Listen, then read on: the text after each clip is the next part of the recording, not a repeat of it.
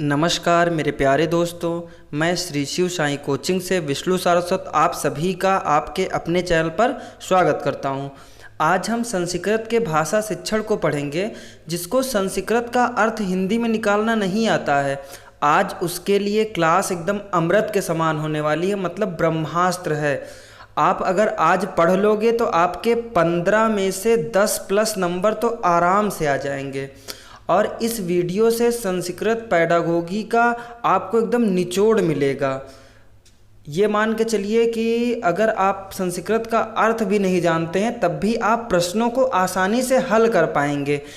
आपको इसमें positive points मिलने वाले हैं, मतलब कौन कौन से अगर प्रश्न में शब्द रहें तो विकल्प में आपको क्या क्या मिल जाए तो वो विकल्प क्या होगा, आपका सही होगा। ये पहला वीडियो है संस्कृत का। इसके बाद दूसरा वीडियो जो बनेगा, दूसरे वीडियो में हम ये करने वाले हैं कि आपको संस्कृत में अनुवाद निकालना बताएंगे, क्योंकि अगर अनुवाद निकालना आ जाएगा तो आपका सोने पे सुहागा हो जाएगा। मतलब अगर अनुवाद अगर आप निकाल लो तो प्रश्न को आसानी से आप कर सकते हो। देखोगे अनुवाद निकल आएगा, तुरंत क्या आंसर पता हो जाएगा, क्योंकि संस्कृत और हिंदी आपस में बहुत मिलते जुलते हैं। और हिंदी बहुत ही कम ऐसे लोग होंगे जिनको हिंदी आती नहीं होगी, मान के चलते ना के बराबर। बाकी हिंदी सभी को आती, जब हिंदी आती तो संस्कृत आराम से आ जाएगी। तो ये मान के चलिए 2 से 3 वीडियो में आपका संस्कृत अनुवाद करना आपको सिखाएंगे। सारे नियम बताएंगे, कौन कौन से नियम होते हैं संस्कृत को सीखने के। तो आइए आज शुरुआत करते हैं संस्कृत का पहला वीडियो, जिसमें हम आपको संस्कृत भाषा शिक्षण सिखाने वाले हैं। तो आइए दोस्तों स्टार्ट करते हैं संस्कृत भाषा शिक्षण। तो संस्कृत भाषा शिक्षण में हम आपको आज जो बताएंगे वो क्या होंगे, पॉजिटिव पॉइंट का काम करेंगे। किसका काम करेंगे, पॉजिटिव पॉइंट का। यानी अगर भाषा अर्जनम आपको कहीं दिख गया प्रश्न में तो आपको ऑप्शन में क्या ढूंढना है, ऑप्शन में ढूंढना है सहज रूपम। सहज रूपम जिस ऑप्शन में होगा वो क्या होगा, सही हो जाएगा। जैसे अगर भाषा अधिगम मिला प्रश्न में आपको तो ऑप्शन में आपको क्या ढूंढना है, प्रयासपूर्ण ढूंढना है। अब आइए इन दोनों को विस्तार से समझते हैं। तो जो भाषा अर्जन होता है वो क्या होता है, सहज होता है, आसान होता है। बच्चा इसे समाज से सीख लेता है, प्रथम भाषा के रूप में सीख लेता है, मातृभाषा के रूप में सीख लेता है, अनुकरण करके सीख लेता है।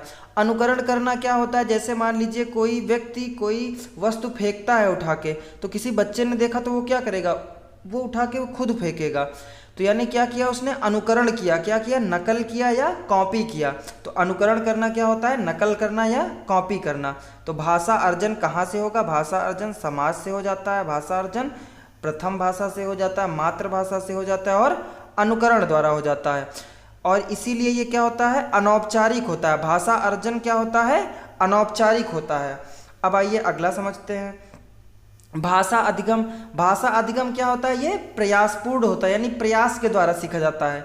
जैसे जो विद्यालय में बच्चे सीखते हैं या मानक या द्वितीय भाषा के रूप में जो भाषा सीखते हैं वो क्या है, भाषा अधिगम है। इसीलिए ये क्या होता है, औपचारिक होता है।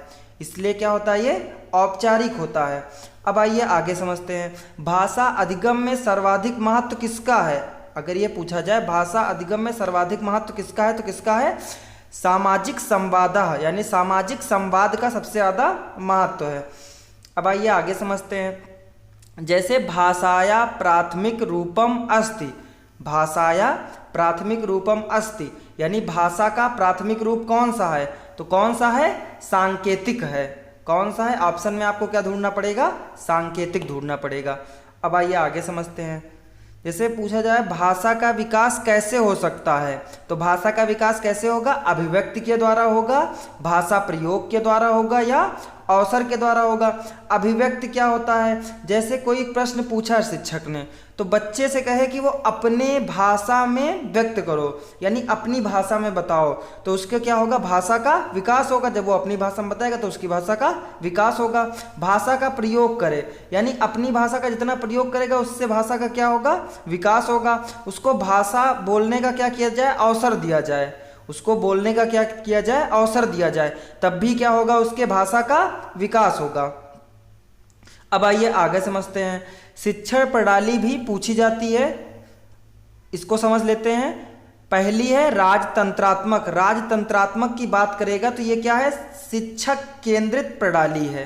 क्या है ये, शिक्षक केंद्रित प्रणाली है। मतलब शिक्षक जो चाहेगा वो पढ़ाएगा, वो अपने अनुरूप क्लास ले चलेगा। यानी उसमें क्या होगा, मेन जो होगा वो कौन होगा, शिक्षक होगा। मेन केंद्र कौन होगा, शिक्षक होगा। अब आइए अगला देखते हैं, लोकतंत्रात्मक। लोकतंत्रात्मक में क्या होगा, इसमें बाल केंद्रित प्रणाली होगी, यानी बालक को केंद्र माना जाएगा। यानी बालक जैसे चाहेगा वैसे शिक्षक पढ़ाएगा। अगला देखते हैं आहस्तक्षेपम। आहस्तक्षेपम अगर मिला आपको प्रश्न में तो आप विकल्प में क्या ढूंढेंगे, सृजनात्मकम शिक्षण प्रणाली, वो क्या हो जाएगा, सही हो जाएगा। अब आइए आगे देखते हैं, अगर दिया है निदानात्मक परीक्षणम तो इसका मतलब क्या है, समस्या की क्या करनी है, पहचान करनी। निदान करना मतलब क्या होता है, पहचान करना। समस्या की क्या होगी, पहचान करनी है। अगर मिल गया आपको उपचारात्मक शिक्षणा तो समस्याणाम समाधाने, यानी समस्या का क्या करना, समाधान करना है।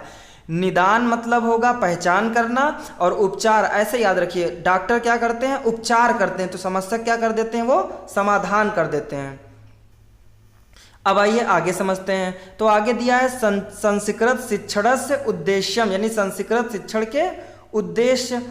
तो ज्ञानात्मकम लक्ष्यम अगर दिया है तो इसका मतलब क्या है, संस्कृत भाषा का ज्ञान कराना। संस्कृत भाषा का ज्ञान कराना। कौशलात्मक लक्ष्यम है तो इसका मतलब श्रवण, भाषण, पठन और लेखन, इन सब में क्या करना है, दक्ष बनाना है। उसको क्या करना है, निपुण बनाना है, योग्य बनाना है। अब आइए आगे देखते हैं, रसात्मक लक्ष्यम। रसात्मक लक्ष्य क्या है, कविता पाठन में ताल लय के साथ आनंद की अनुभूति कराना। यानी अगर कविता का पाठन हो रहा है तो क्या होना चाहिए, ताल होना चाहिए, लय होना चाहिए, उसके साथ क्या हो, आनंद की अनुभूति हो। अब आइए आगे देखते हैं, सृजनात्मकम लक्ष्यम। सृजनात्मक लक्ष्य कौन सा है, रचना कराना, विविध प्रकार की सोच को विकसित कराना, ये क्या है, सृजनात्मकम लक्ष्यम। अगला देखिए, अभिव्यक्त्यात्मकम यानी प्रस्तुतिकरण लक्ष्यम। तो संस्कृत शिक्षणस्य विधेया क्या है, परंपरागत है, पाठशाला है, गुरुकुल है, प्राचीन विधि है। बहुभाषिकता क्या है, भाषा अधिगम करने के लिए एक महत्वपूर्ण साधन। ये पूछा जाता है कि बहुभाषिकता क्या है, साधन है या समस्या है, तो क्या है, संसाधन है। अब आइए भाषागत दोष देख लेते हैं। तो भाषागत दोष क्या है, जैसे का को कै बोले, कोई बच्चा अगर का को बोल रहा है कै तो उसके किस में दोष है, वर्णमाला में दोष है, वर्णमालागत दोष में आता है। जैसे खा को खै बोले तो वो भी क्या है, वर्णमाला दोष है। जैसे गा को बोले वो गए, गा को क्या बोले, गए बोले, तो वो भी क्या है, वर्णमालागत दोष है। जैसे विधि को विधि बोले, विधि को विधि बोले तो कौन सा होगा, स्वरलोप दोष होगा। यदि स्कूल को स्कूल बोले तो क्या होगा, स्वरागम दोष होगा। यदि देवेंद्र को देवेंद्र बोले, देवेंद्र को देवेंद्र बोले तो कौन सा होगा, स्वरभक्ति दोष होगा। अगर श्री को श्री बोले तो क्या होगा, स्वरभक्ति दोष होगा। यदि जितेंद्र को जितेंद्र बोले तब भी क्या होगा, स्वरभक्ति दोष होगा। तो उम्मीद करते हैं आपको आज की क्लास पसंद आई होगी। अगली क्लास में हम अनुवाद करना सीखेंगे, क्योंकि संस्कृत का अनुवाद नहीं आएगा तो प्रश्नों को हम उत्तर कैसे देंगे, जब संस्कृत पढ़ ही नहीं पाएंगे तो उसके उत्तर कैसे देंगे। तो अगली क्लास में हम अनुवाद करना सीखेंगे। अनुवाद के भी 2 से 3 वीडियो होंगे, उसमें आपको अनुवाद करना आ जाएगा।